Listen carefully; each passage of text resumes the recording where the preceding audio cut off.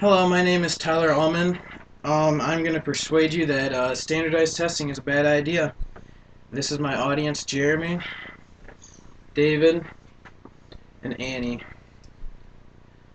Remember when you were in school and you had your teachers drill you on information solely for the purpose of taking the test? When you don't remember anything that you had from the test a week or two later? Welcome to the world of standardized testing. As a student growing up in the standardized testing world, any student can say that testing played a really big part in their educational career and still continues to this day. Many wonder if the amount of tests that students have to take to graduate and go on to college actually helps their process. Elfie Cohn's book, The Case Against Standardized Testing, is that I don't think there's any way to build a multiple choice question that allows students to show what they can do with what they know. The fact that every student is giving only a certain amount of answers to respond to in a question could be quite frustrating to some. One could certainly say that being limited to 4 answers to a question can cause me to doubt my actual abilities for the content. It plays an effect on low-income schools because of their lack of funding. How can a low-income school that lacks the funding to do so make sure that all their students are properly taken care of to make sure they can succeed? Some students can be very intelligent but suffer when it comes to test day due to a variety of reasons in which every school cannot account for. This guy right here. The Department of Education says in their article, some students do have trouble taking the test. A good evaluation system will reflect the diversity of students, learning, and achievement. This statement is giving to all schools that each and every school will properly evaluate their own situation with bad test takers.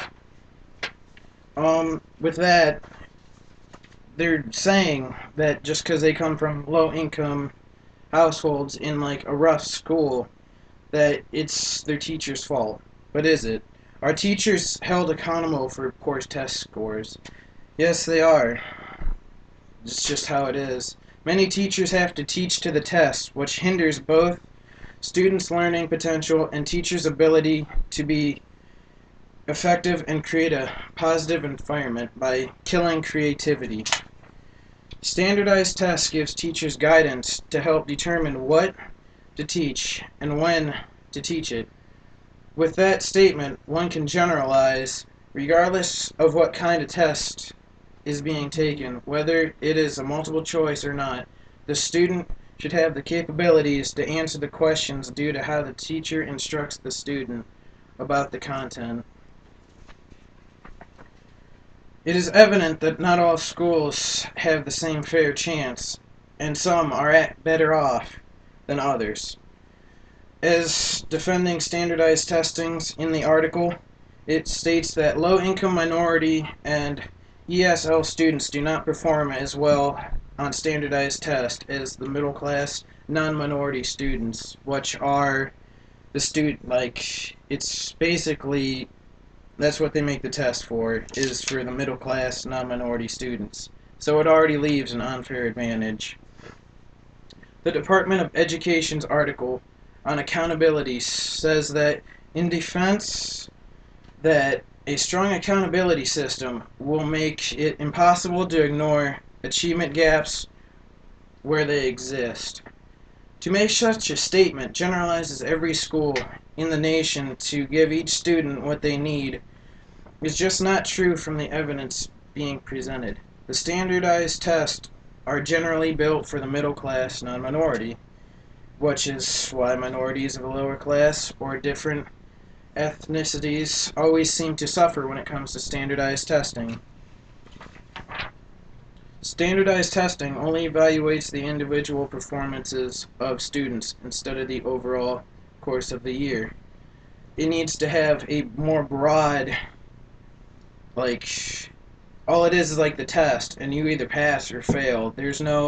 You can't really tell what they learn throughout the year. It's just kind of there. You take it or leave it. It's not fair to many schools. The success of schools is dependent on the performance of their students. With the federal funds giving only to the schools that perform well, this adds pressure on public schools to consistently evaluate their performance.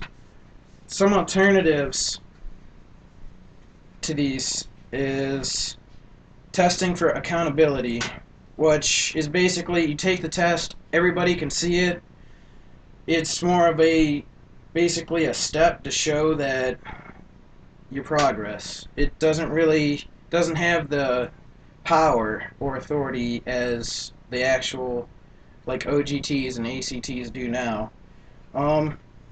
It needs to have a proper purpose of testing because testing should be positive, input in like in a positive environment, and not used for sanctions and punishment, and even closing schools because of their poor performances on tests due to lower incomes or things of that nature.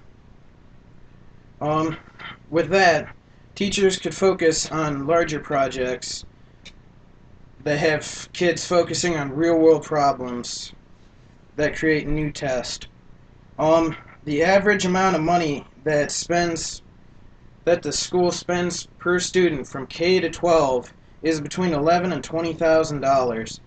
That is a lot of money that could be going to other things to better off students, like social activity programs, or even just a more open environment that lets the teacher do his or her own thing.